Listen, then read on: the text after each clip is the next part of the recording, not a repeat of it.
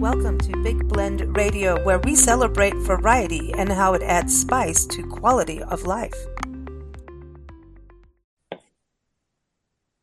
Welcome, everyone. November 18th is Cult Awareness Month, and I found that out through Matt Cost, who's an amazing author. He writes historical fiction and mystery series, and we had a discussion one day because one of his books includes cults.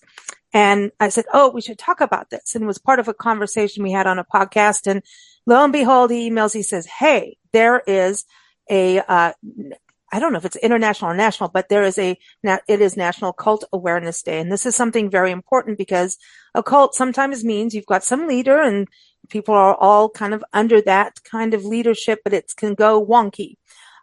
So we're going to talk about that today. We've got Matt on the show. I encourage you to go to his website, mattcost.net. And as we record this, his latest book is out. So welcome back, Matt. How are you? I'm doing fantastic, I guess. I'm excited about the new book, and I'm glad to be on the show with you and Tamara and Jeff. Yeah, I'm glad to have you here. And I'm going to talk to you in a second about where and how you started writing about cults in your books. But let's bring Jeff on the show. Jeff Levin is a musician. He's a composer, a producer, a film director. And I encourage you, when it comes out, to check out the documentary of him and his brother.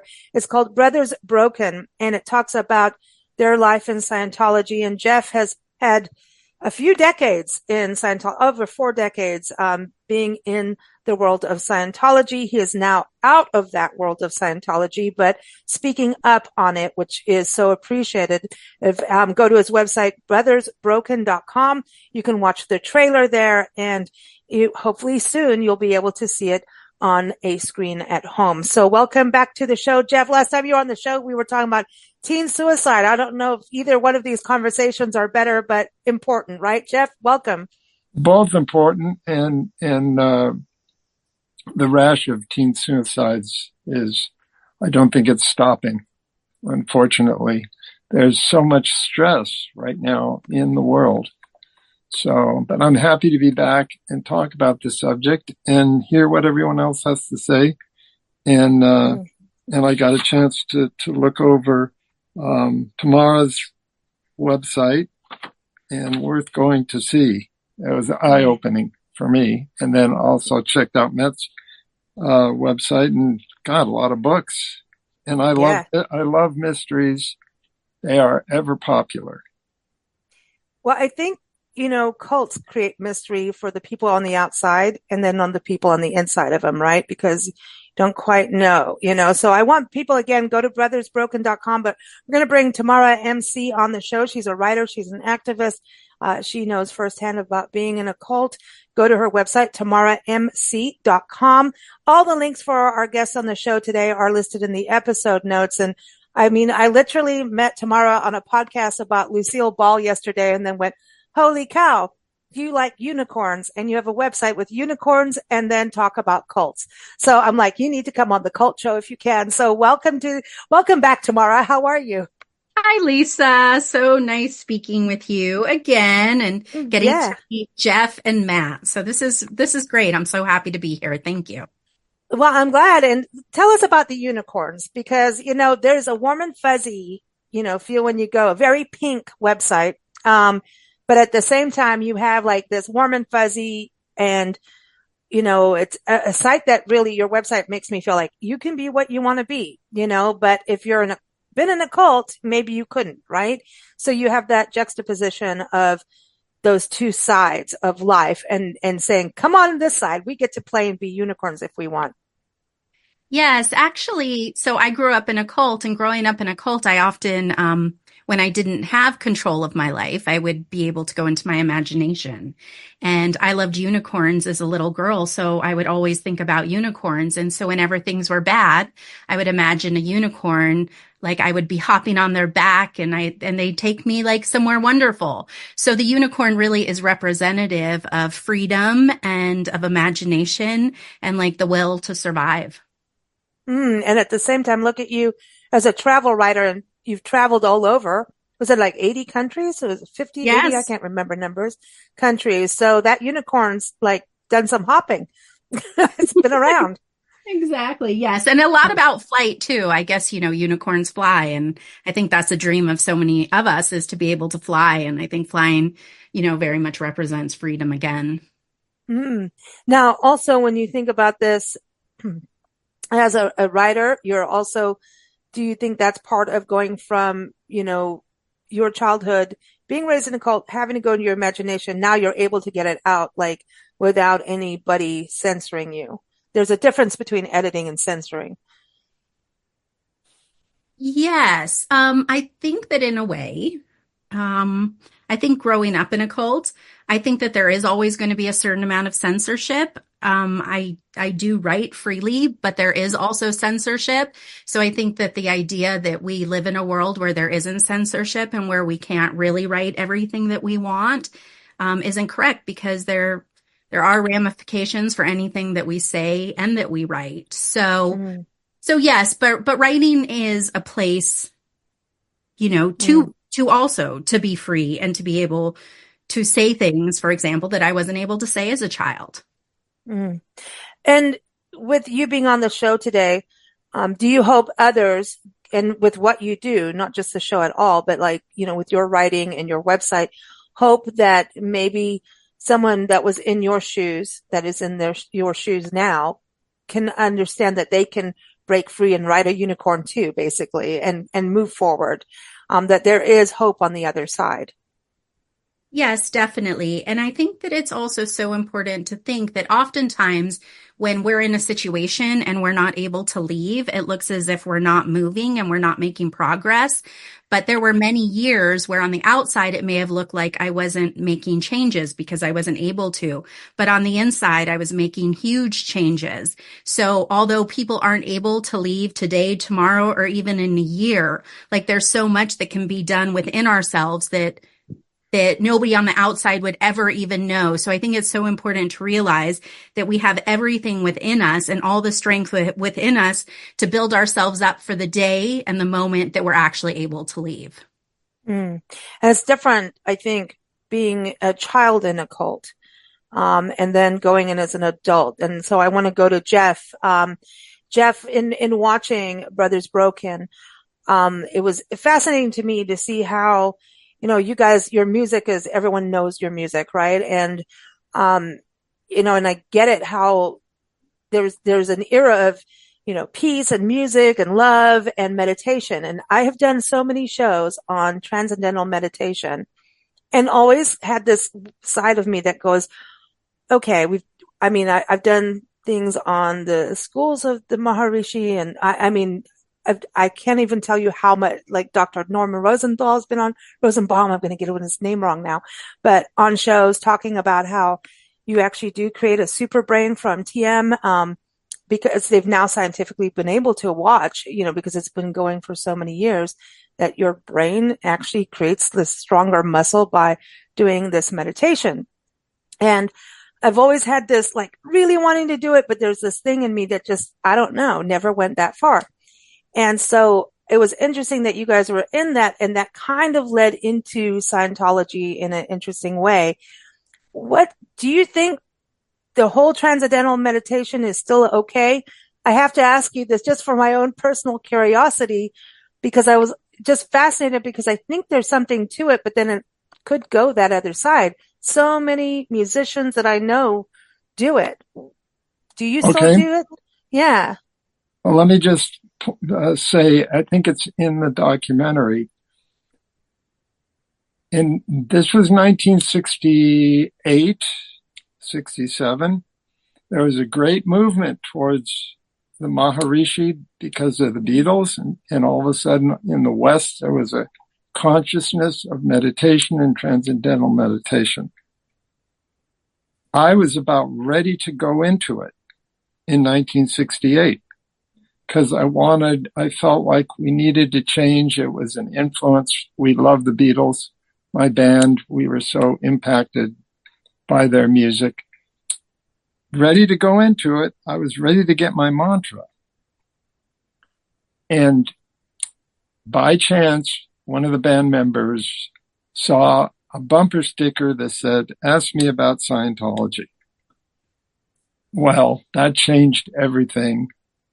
I had found out about Scientology years before, thought it was interesting, went down and did it. So that put a huge kibosh on any meditation, because in Scientology, if you even consider doing that, they take you in and start interrogating you of, well, why would you do that? I mean, you have Scientology. You don't need meditation.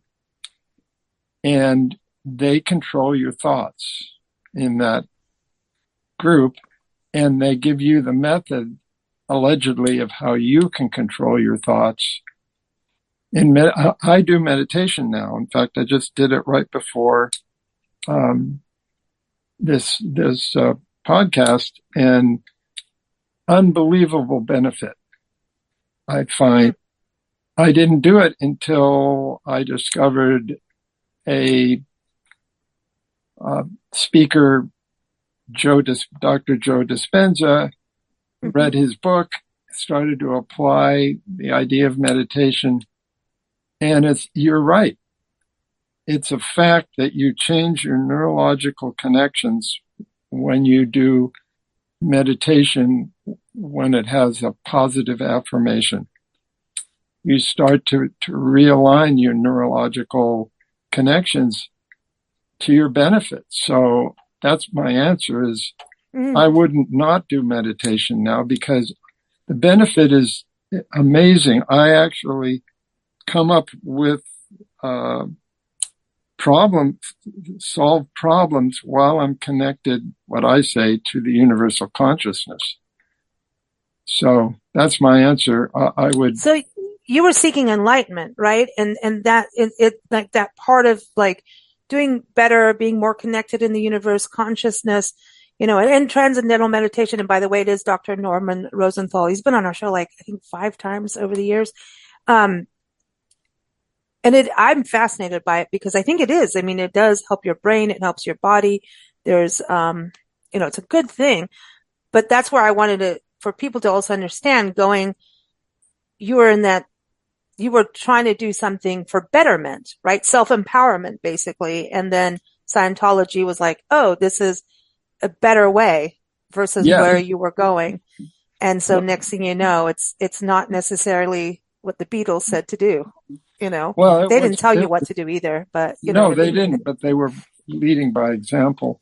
Now, when I went in, it made sense. There were some basic life hacks that made sense. They actually were usable in terms of improving general relationships. At least I thought so.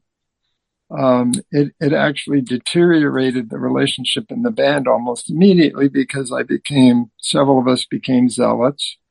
And then we were directed through the study of L. Ron Hubbard, to identify people as dangerous. And we kicked out one of our most talented members in our band because of this new wisdom quotes that we were getting, which actually was the opposite of what meditation would be, where you're allowed to discover your own connections and learn about your own thoughts. In Scientology, everything is directed. And I think that's similar to other cults. You are directed on how you're supposed to approach problems. So Tamara, do you identify with any of this in your upbringing, with the thoughts and messaging? Let's see. Well, I mean, I think all cults are kind of run the exact same. I mean, they're kind of the same playbook, so it doesn't really matter which one you grew up in. So yes, but I think that, I have a very, very different experience from Jeff. He's probably my father's generation. So like the generation that actually joined. So my father joined, and then I was a child that was brought up in it. So I didn't make the choice to join. I wasn't looking for enlightenment. I was just looking like any child to grow up. So I think in that way, the experiences are very different. And then Jeff, though, youth. Yeah. You guys experienced that too. with children within there, right? So, Both my children were raised in Scientology. And at this point, they do not value family whatsoever because they're both shunning me at this point because I left and they didn't. And their mother didn't leave. So that creates a Sophie's choice, really, dad or mom. And they made a good choice because I was instrumental in helping to introduce them to the brainwashing. So, wow, this is difficult. Yes, and I mean, coercive communities like this, one of the biggest things that they do is separating families, and that's one of the first things that happens, and then it continues. So it's not unusual at all for children to be broken away from their parents or their siblings. It's really about breaking up family, and then it happens after. If one person leaves, then there is going to be shunning likely, and so then that'll be another separation that will likely happen. But it's a fear technique as well, too, right? In a way, it's like a fear this will happen. You've been warned, then it happens. If we're going to do it, so you know. So for the next, person thinking of this, understand this is going to happen, right? So, and separation, isn't that part of it? Like separation, even manipulators do it. That's outside of a cult. So this is, people who are narcissists and that kind of manipulator often will separate you from other people. I've had people try to do that. It's like, don't tell this person, but this is what's happening. And I'm like, okay, when you start separating friends from friends, something weird is happening. And I've had that happen recently. And I went and like, I don't do well with that. I've got a big mouth. Yeah, well, it doesn't work.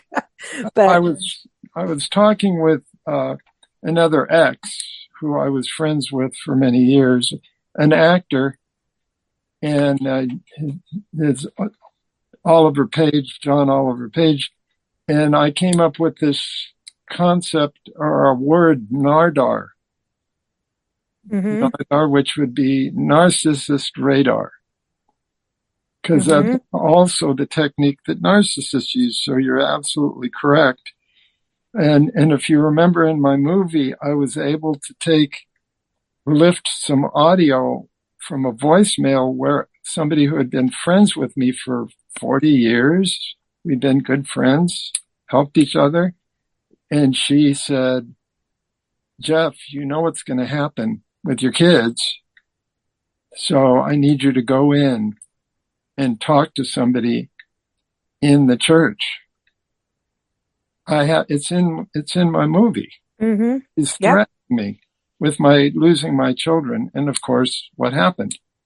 Both my children disconnected. They both said, we're not going to talk to you anymore. We're done. What was interesting to watch in your movie, which is, real life stuff, is how like everybody had these different roles. It's like, oh, so-and-so is coming to speak to you. It's almost like a corporation, right?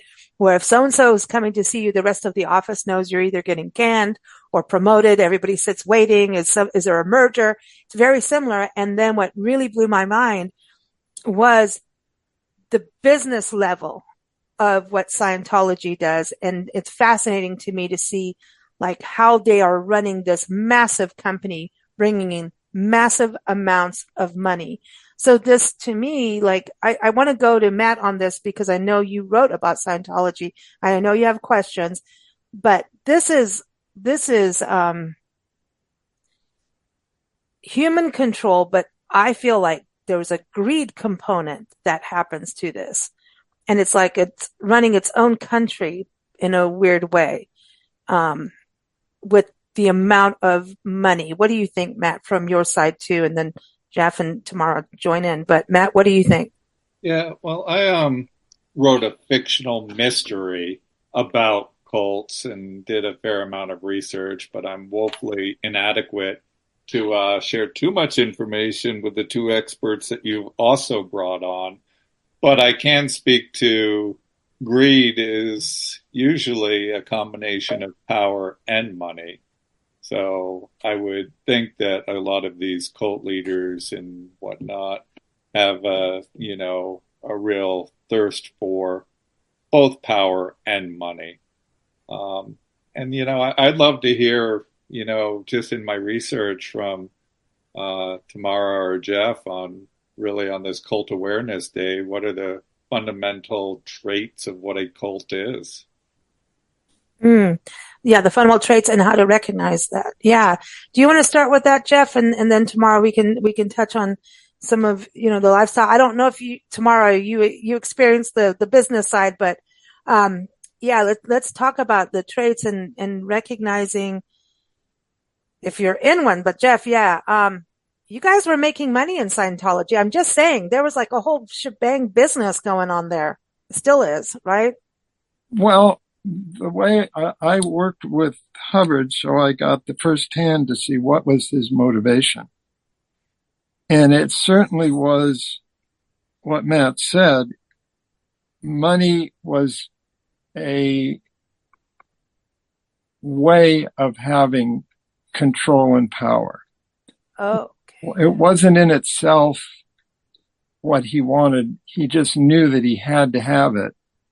And then it is a huge ego boost, I have to tell you. People, I know I've met people, millionaires, multimillionaires, and wow, I personally would not trust any of them because something occurs, you become elite. And so that is a point in Scientology in particular. It's run like a business.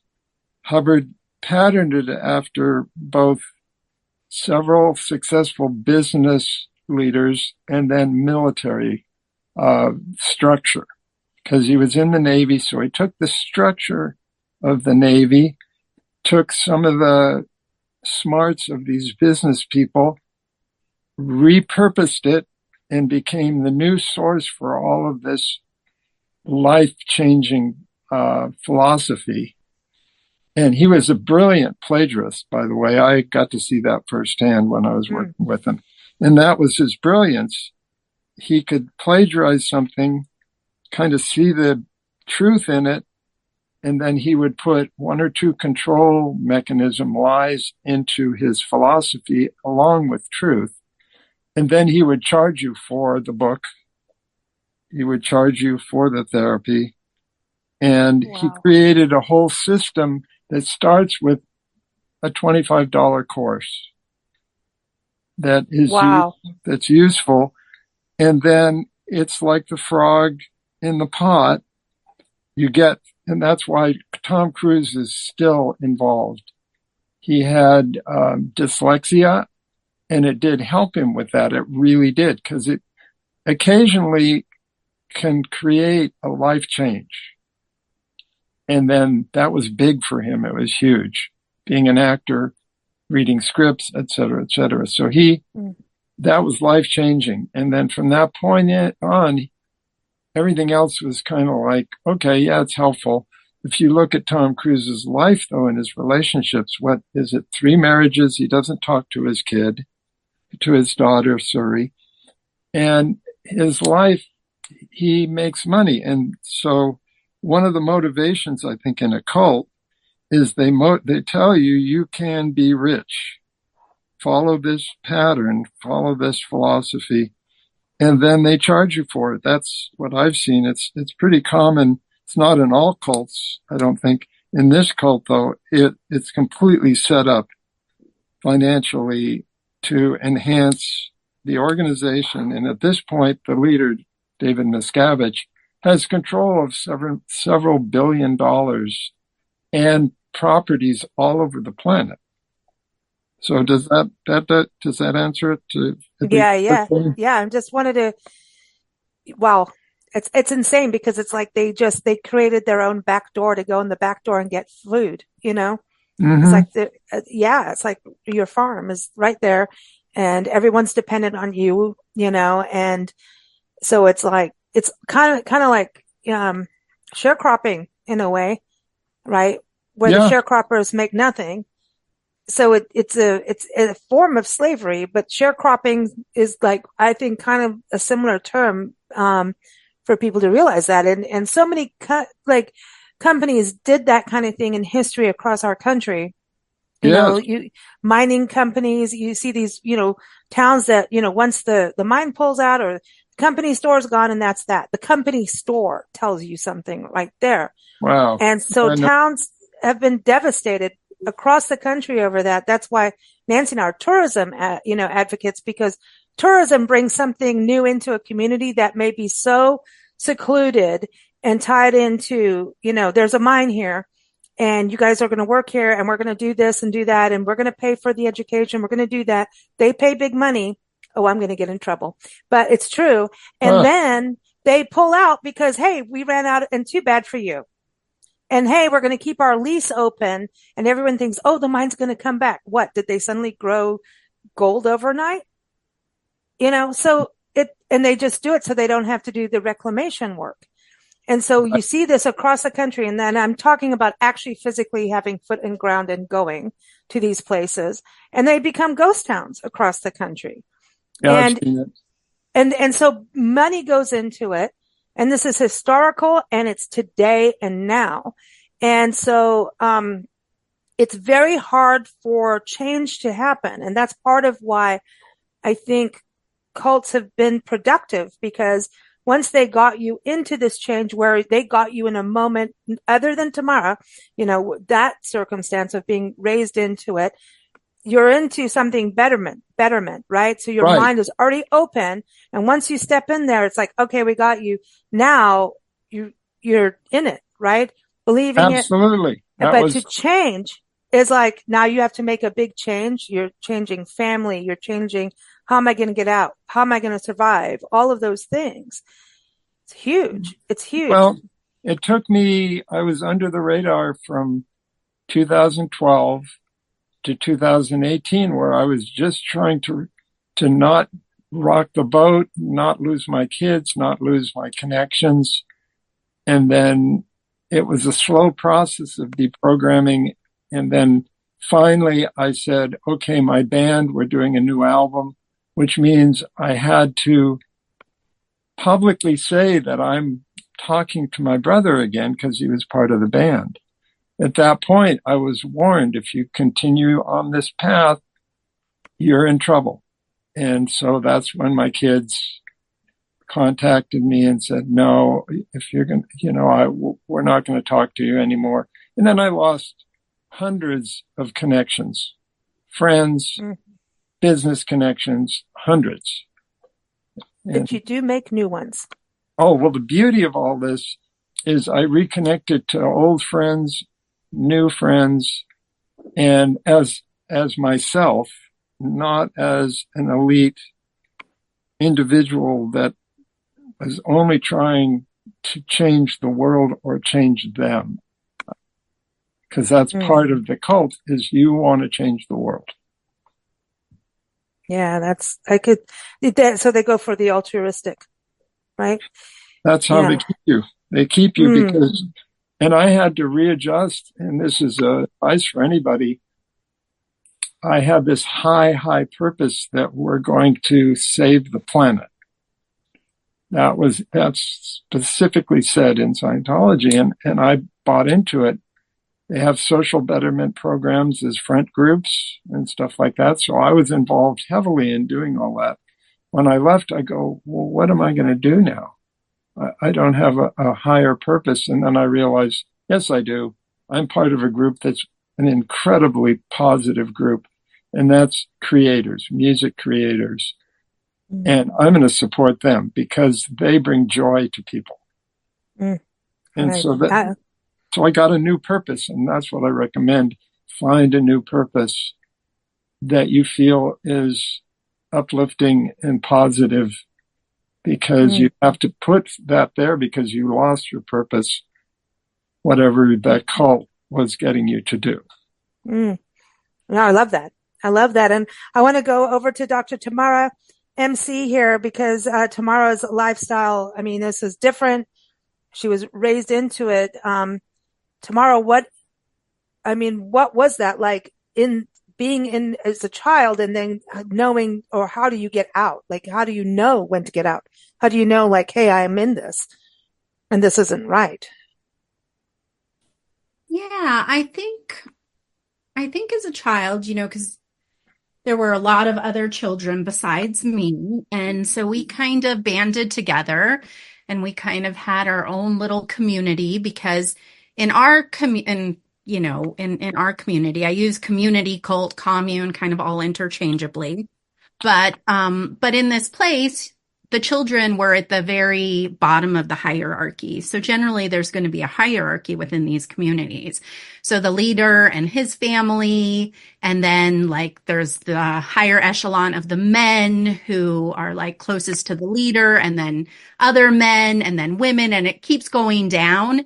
And then at the very bottom of our hierarchy, which is very often the case, were the teen and tween girls. And so I grew up as a teen and tween girl. And so we would just kind of form our own little group, and we would have time because we were the help. We were the ones that were doing the childcare. We were doing the cleaning. We were doing the cooking. So pretty much all of the labor came to the girls my age, again, the tween and the teen girls. And so it was really at that time that we would kind of discuss our dreams and discuss our escape and like thinking about what we're going to do when we get out. The children were homeschooled, which is often the case. And so there was a dream of becoming educated and going to a public school or just a regular school, we would call it. And just doing like the simple things that so many take for granted, again, like going to school and just being able to go to the mall or just to be able to do simple things like that. And so I think it's just from a very young age, I think that children know what's right and wrong.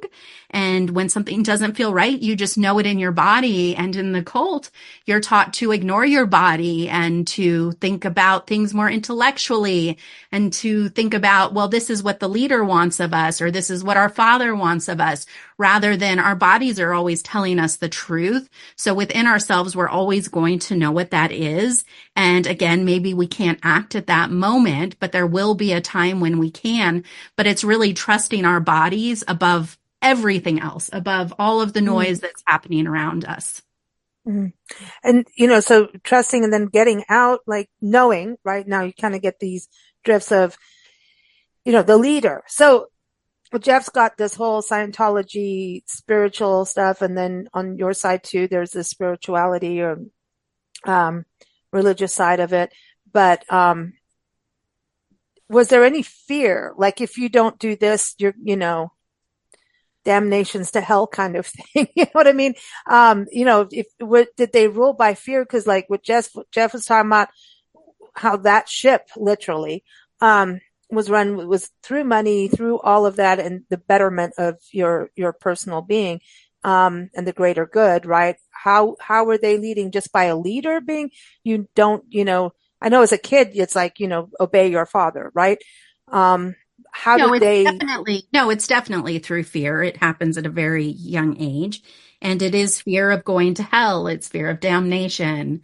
It's fear of being in eternal flames that are going to burn you forever. It's just as a child when you're learning that if you don't believe the same way, not only like we were taught that we had, there was rules.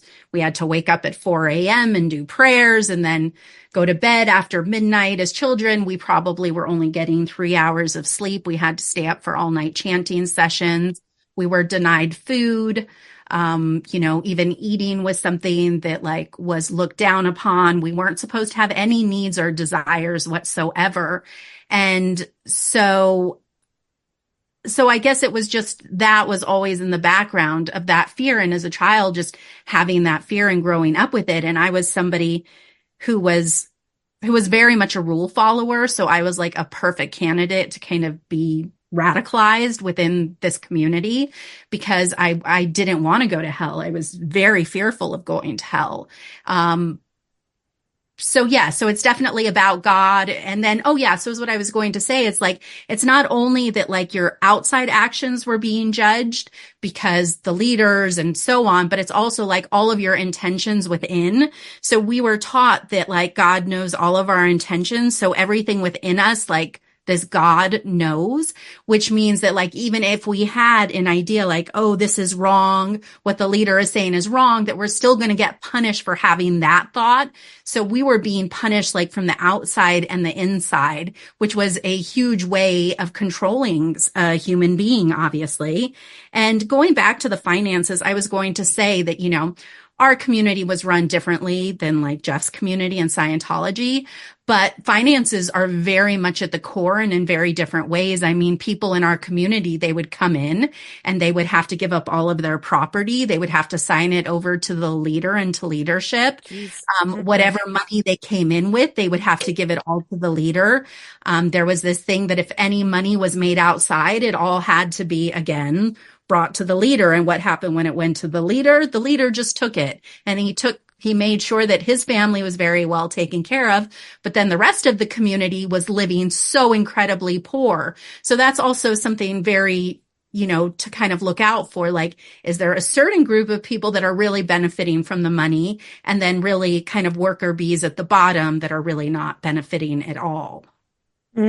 So you keep saying he is at the top. So women didn't kind of rate in this at all? You mean when I was saying, yeah, so it's usually, again, the leadership, men, then women, then children, you know, very young children, and then boys, like who are, again, younger. I mean, old, maybe 9 to 12 or whatever. And then like going to the very bottom would be the girls. So male, this is a patriarch community, basically. Oh, yes. I mean, they most often usually are patriarchal. Well, Jeff, going on Scientology, you have L. Ron Hubbard, right? But there seem to be a lot of women in power in Scientology. He was smart, but I want to ask a question of Tamara. Because this is important for me, what changed? What was the defining incident that you woke up one day and said, I need to do something about it. It's not right. What happened? So I think oftentimes like people think that there is this moment or this defining thing that happens, and there isn't always this one defining thing. It's just years of defining things that are happening over time. And then the opportunity comes where like I was able to leave. I had an excuse. There was a death in my family and I was able to leave because of this death. And so I think it just really depends. I mean, I could say that there was a defining moment, but I just think it was a buildup of so many defining moments, and really being at a place where I guess I must have known inside that like I could survive. Like at the very least, I could survive. I wasn't going to survive well, but if I left, like I could somehow be okay at the very, very bottom of being okay. Okay. And then you started, as your freedom grew and your awareness grew, that changed, I'm assuming. What part of it changed? As you became more conscious of who you were without the definition of the cult, then you realized that you could survive better, that you could actually make changes that would make you flourish ultimately, correct? You know, I think like you touched upon it. But leaving is one of the most difficult things. And I mean, not the leaving part, but the aftermath of the leaving. Right. Because I mean, I lost, just like you, I lost my community. I lost so many people who I'd grown up with, who I loved so much, who were considered my family. And so then you're kind of brought into this world where now you have to completely start over, like without community. And so I feel that there is, in terms of flourishing, you flourish. I mean, as humans, we have to flourish. It's like we flourish or what's the opposite of that? Like we have to, in order to survive, we have to some extent flourish. But it's definitely, I wouldn't consider myself like flourishing like in this way that I left and my whole life came together. No, it took decades. I mean, I decided I enrolled myself in university soon after I left, and that was kind of what helped me the most. Was I gained critical thinking. I had to write research papers, and I'm not saying university is the place to go right now because it's not the same, Right. but I think critical thinking is so important, and moving away from black and white thinking and really being the grayness and the questioning and just being curious about every situation. Like anything in life, I think it's about asking the questions rather than having the answers. I agree. Yes, I agree with you 100%. I recently interviewed a lady, Bridie Thelen Heidel, and she wrote a book called Bright Eyes, Surviving Our Monsters and Learning to Live Without Them. And it came out in September this year. You can go on Blend Radio and just blendradioandtv.com, type in Bright Eyes.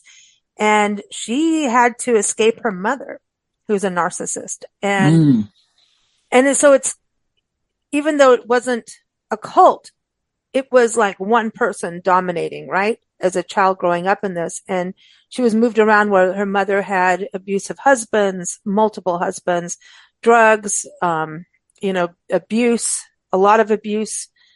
And eventually one day she did get out, and she had to, they always talk about women that are in an abusive situation. It's kind of similar in a way, right? You can't just walk out the door half the time. Sometimes you do out of like, that's it. Otherwise I'm going to die. But there is no just get up and walk out half the time on these kinds of situations. And she talked about that. Like, you can recover, but it takes time. And then later you don't understand all the triggers and all these things that affect you getting out.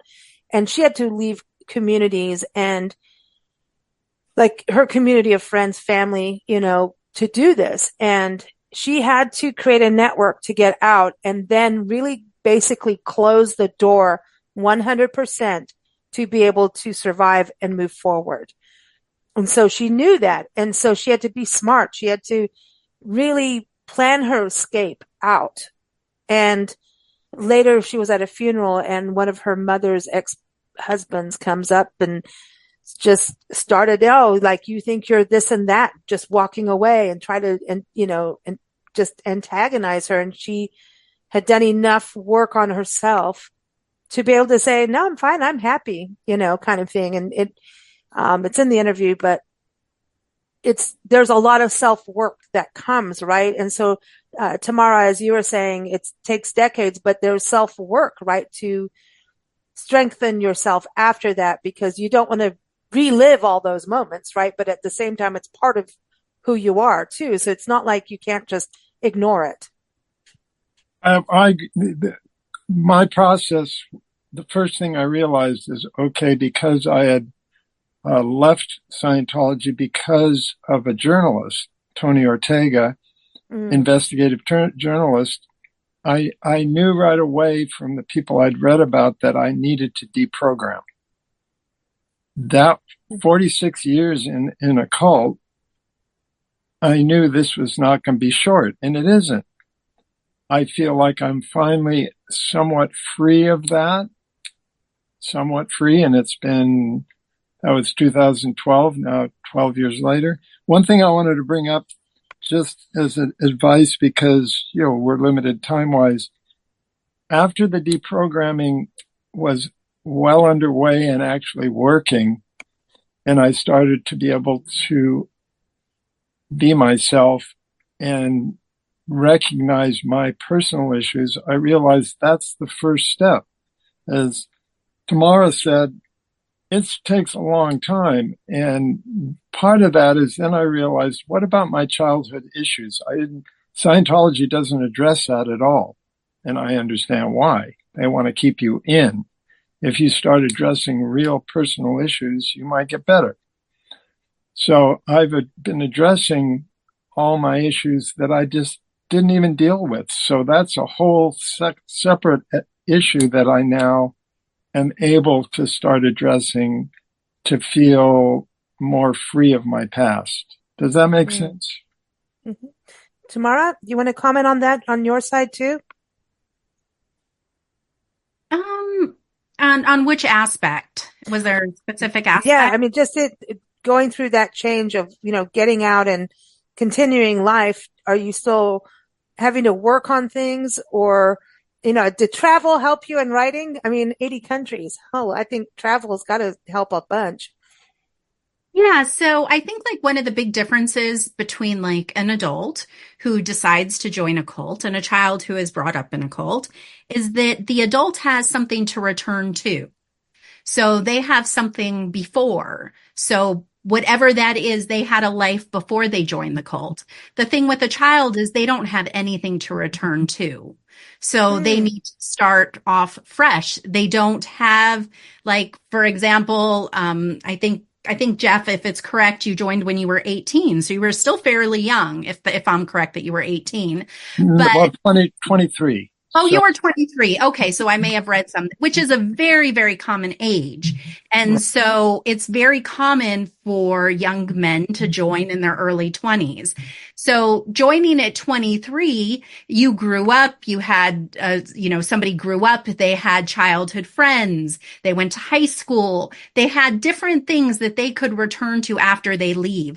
But a child who has been brought up in a cult, such as mine, that was isolationist, and to where the kids were homeschooled, they don't even Ooh. have childhood friends to return to. They don't have high school friends to return to. They don't have other traditions to return to. So it's a very, very different experience. So it's almost in recreating an identity that didn't even exist. So it is, I mean, I don't even know, doubly, triply hard. I mean, it's that much more difficult for a child brought up in. wow, Wow. And that is really powerful what you just said, and mhm. I could understand.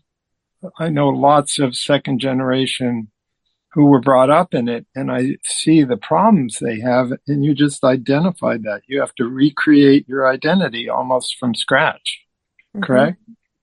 Yes, no, Yeah. it's definitely correct. And so for a lot of people that leave for second generations, they go into, and I'm going to call it world because that's kind of what it's a lot of times called in different ways, but it's like returning to the world. I mean, not returning, but going into the world. But then there's so many mistakes that are generally made because there isn't even like there hasn't been this way of knowing what the world is or how to interact or like what to say no to or what is dangerous. And so there are oftentimes so many problems once somebody does leave who has been brought up in a cult because everything is so new. Mm. Mm. Yeah, that can happen just with children going into new countries, getting in trouble. You know, that can get you if you were raised differently and you go to a new country, and and there's a lot of that happening right now in the world. And it's like, what the heck? I mean, I remember getting to this country and I was 19, listening to the radio, and I heard militias from Montana on a show talking about things. And then I heard Art Bell saying, we're going to beam up. I'm like, what the hell did we just move to? Like, what is going on? We're going to beam up, and we have, guns with, armies going around. I was scared out of my gourd when I got here, as a young kid. I mean, I just had no idea, but you grow through it. Um, that is huge though, Tamara, to go through it. I think, in closing, I want to hear from both of you, Tamara and Jeff, for those who are listening that may think that they're in a situation, any tips. And I want to say, Tamara's website, tamaramc.com. She has a great list of resources. But first, Matt, any questions, comments, anything for our two guests here, since you inspired us to do this show? No, I think it's been really profound and a moving experience for me listening to all of this. So it's given me plenty to think about, and I really wish that I'd been on here before I wrote my fictional book on cults to just gather more information and make some contacts and people that I could reach out to. So if I ever incorporate a cult into another fictional book, I hope I can reach out to Tamara or Jeff and ask some questions to make sure I get it right. Absolutely. Mm, Sure. that's Thank you. no, I think that's the thing too, is what's so like I was saying in the beginning, it's, cults are a mystery to those on the other side. And I don't think there is an understanding for those on the other side. I always talk about this even with the military, right? That if you haven't served in the military, don't have military families, that there's this gap between civilians and the military. And we're all human. And I want to say that that is one thing we all share, is that we're human and none of us are perfect. And at the same time, we're here to do something on earth, right? And whatever belief system it is. And so that's the one thing to start with, is we're all human. How can we find commonality?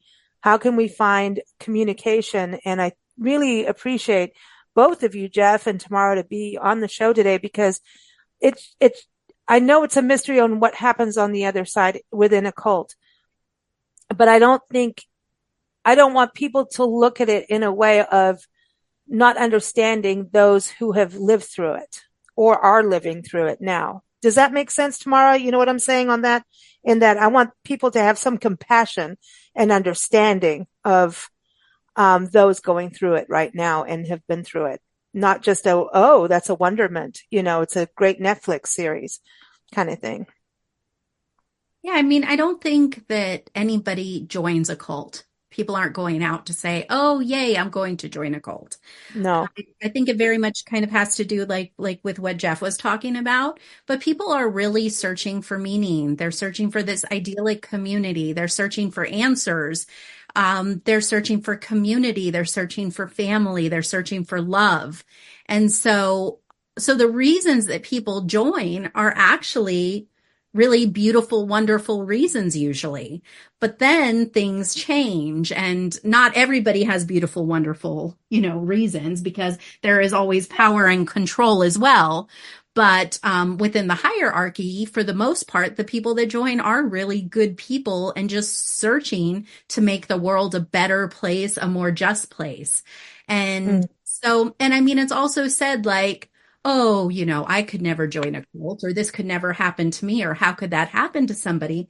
But it's not that difficult. And nowadays, I mean, it's not as, back in the 70s and the 80s, there were actual communities where like you would be living in and you'd be isolated, such as mine, and you wouldn't have access to the world. But now with online communities, there's so much culty behavior going on all over the place. So I think it's just really important to think, like, not to think, is this a cult? But like, am I being taught to think a certain way and I'm not open to other ways of thinking? Is there only one way to believe? And am I accepting that there is only one way to believe? And, just to kind of maybe go back to the travel part that you had just begun with a little bit ago, I think that in travel is what you see is that there's so many ways to live. There's so many different ways to be a human. And I think that travel opens you up, that you can say that, no, my way of thinking is not the only way, because this other person thinks a completely different way. And this is how they live. And it's just as wonderful and beautiful. So I just think in all ways, it's just being able to accept people for who they are and who they are.